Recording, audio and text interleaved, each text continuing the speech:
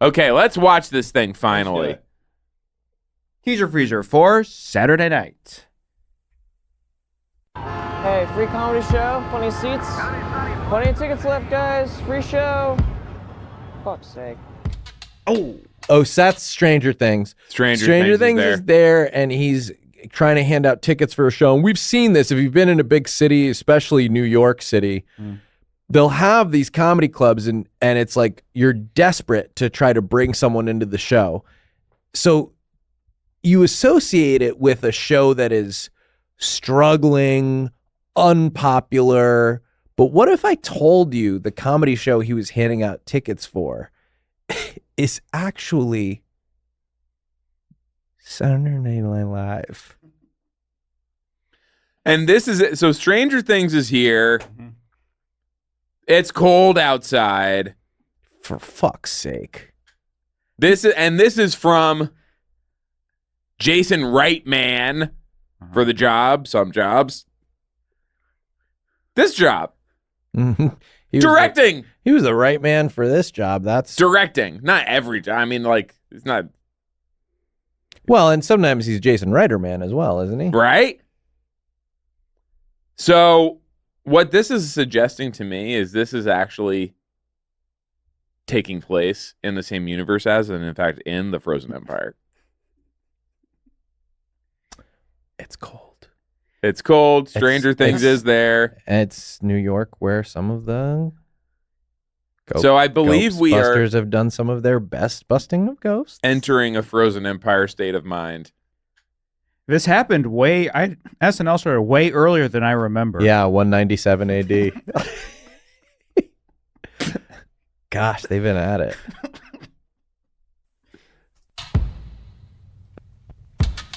So, big night. Should we back up and look at those cards? Yeah, I want to read all the cards. We're Yeah. not going to get to anything else. Yeah. So, okay. Yes. All right. The young Sheldon version of Lorne is looking at these cards. They don't appear to be. No, they're pretty well organized. It seems like they've actually kind of got it together on this show. Yeah. Well, I hate to quibble with you on that point. Okay. But I do see that commercial number 2 is coming before commercial number 1. Okay. So that if I'm like supposed to produce a show that's supposed to go live in only 11 hours and commercial 2 is coming before commercial 1. And an intro is actually pretty far. Intro's pretty deep into the show. Yeah. The opening montage is in the right place. Yeah. Shark Bite. They hadn't come up with Land Shark Bite at that point, I don't think. That was new. New dad. That's just what Lauren wants to be to all of the cast members in a sort of toxic way. And of course, there's what Gilda ate. What Gilda This is an open question that they've been it's dealing not with. supposed to be on the board. Yeah, that's never going to appear on screen unless she throws up. This is the kind of like renegade, like no rules comedy they were doing where somebody could go just and throw up. Yeah. It really was a lot more like kinda... Jackass at the beginning. Like it was a lot more. John Belushi was sort of the original Steve-O. Are we supposed to actually believe that now that like this show has been actually live for a total of how much now? Like 300 hours? 2,000 years, yeah. Yeah.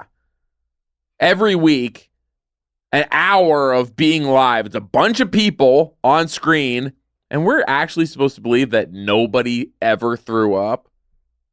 I'm sorry. You put that many people on screen I reject for that the many premise. hours, And a lot of them are throwing nervous. up. Yes. They're throwing up for sure. Now, Shark Bite and Jaws 2, I think it's correct that they're far apart. However, I'm not sure they should even be in the same episode. We might have to pick. Yeah, it's going to be tough.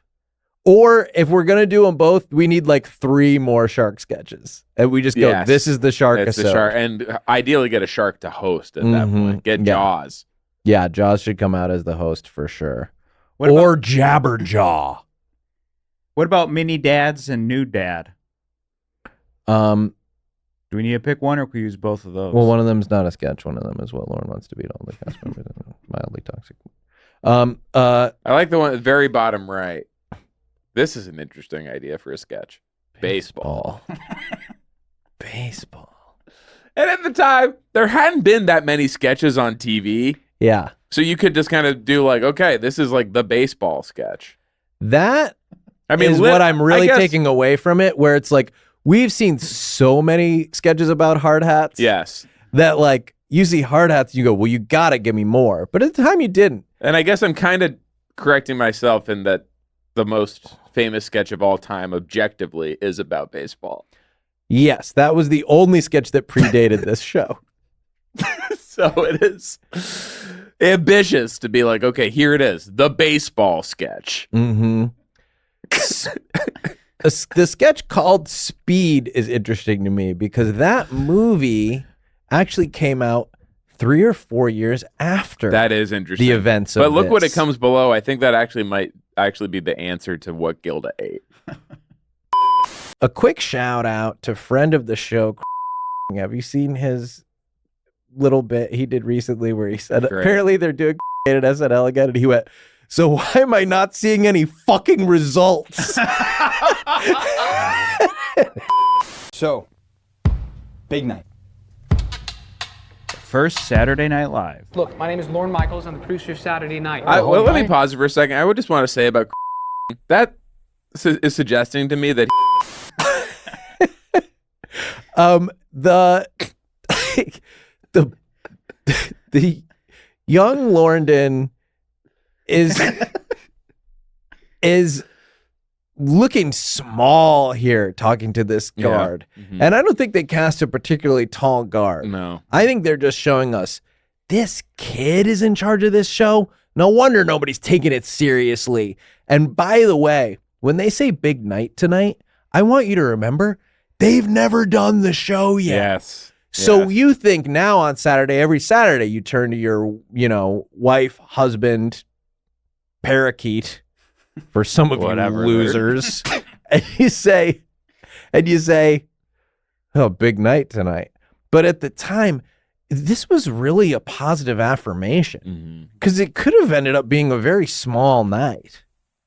But this is just adding to the pressure he's under. Oh my gosh. He has to please the guard.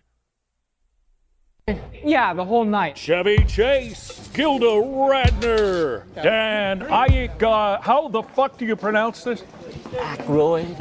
Did you see Okay. that face? Okay. And it was Mr. Can you imagine? Paul Rudd. Can you imagine, like, living? We're in 2024, so like everyone knows how to say that now. But if Everyone. you can imagine being in 1975, and seeing Akroyd, you're going, Ike. I think it is. I think it is AYK.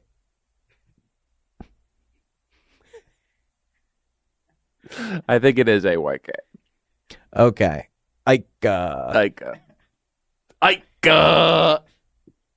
think it's AYKUH. yes. Aykroyd. 90 minutes. You know, I was until air. thinking, why don't we punt?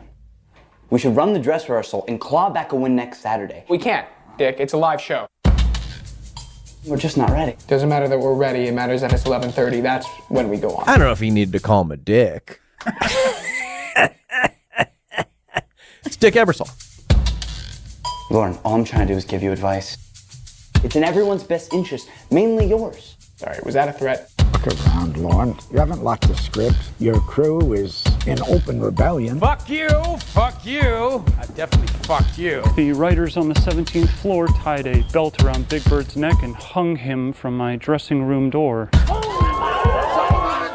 Okay. These pause it guys again. were out of control, but you have to remember there's a frozen empire outside. The one thing is, when a frozen empire is happening, a lot of social mores start to evaporate. People react in different ways. Hanging Big Bird off a belt, things like that are more understandable than they would be in a civilized, non-frozen empire. Can you imagine the cuffing season in the frozen empire? The ultimate cuffing season. The thing I want to say is, I think there is, and this hasn't necessarily been explored, but I think there is an assumption on the part of normal society, yes, that comedians, comics, comic performers, Saturday Night Live cast and writers are funny, goofy clowns like you see on TV. Right. And just from the tone, from the sound design, from the music, from the quick exchanges and the tension, you can actually feel they are fucking psychopaths. And they're comedy, being crazy, and like, comedy is like a you serious imagine. business. Yes. Oh, they're being crazy, but not in like a without not in limit. a silly way. Not in a packaged for television way. In a scary, freaky way. Yes. And they are actually at risk of some of these Ghostbusters coming in and busting them, and one of them is actually on the show. Well, and another one is too. They're demonic, and so Yes. the Ghostbusters do sometimes catch demons. Gozer, I believe, was a demon. Tell me how you fit into this ensemble. Oh, is this an ensemble? Oh, that's so NBC Chevy. makes more money playing reruns of The Tonight Show. NBC is lucky to have something as relevant as this show. Lauren, they don't even want it. That's logical, Dick. That's why they're paying us all to be here. I mean, Lauren, 90 minutes of live television by a group of 20-year-olds who have never made anything. Do you ever stop and wonder why they said yes? A counterculture show starring total... Because it's on at 11:30, like, you know, they're not doing anything. Well, what's else. his argument? When he goes, do you ever stop and wonder why they said yes? That implies that, like, you have fallen into a trap. Yeah. Like, this is how we're going to get rid of you or something. But it's like, well, but they are getting to do the show. They said And they yes, don't- I guess, to see what happens. It's a sort of low-risk venture. For everyone. Yes.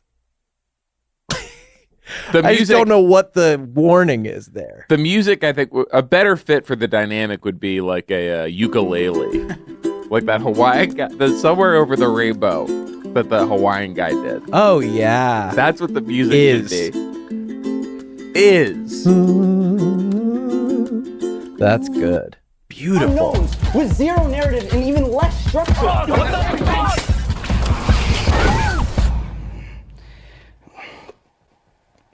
They want you to fail. Why? We just have to make it to air. See, pause it. Zero narrative and even less structure. I disagree. I saw the note cards. There is zero narrative. Although at the time, I think they were actually doing like running bits throughout the Right. show. Like the bees would show up in multiple sketches and stuff. Sure. So there was a little bit of a through line. There's not less structure than zero. There's not. They have sketch, musical performance, the monologue at the top. I think we need to be really careful with our words.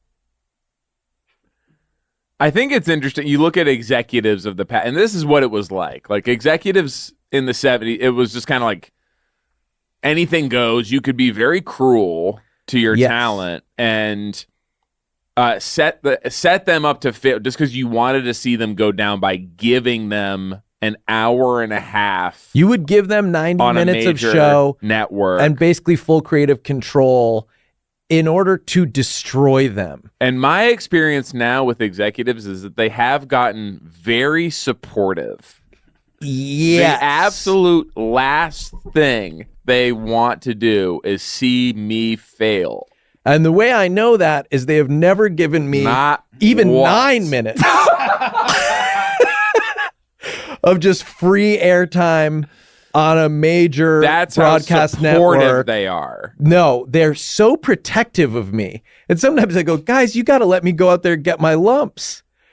But they really are sort of almost smothering in their care because because I haven't been able to go out and pick up some of the bruises that the original cast of SNL was able to get from those mean authoritarian network executives.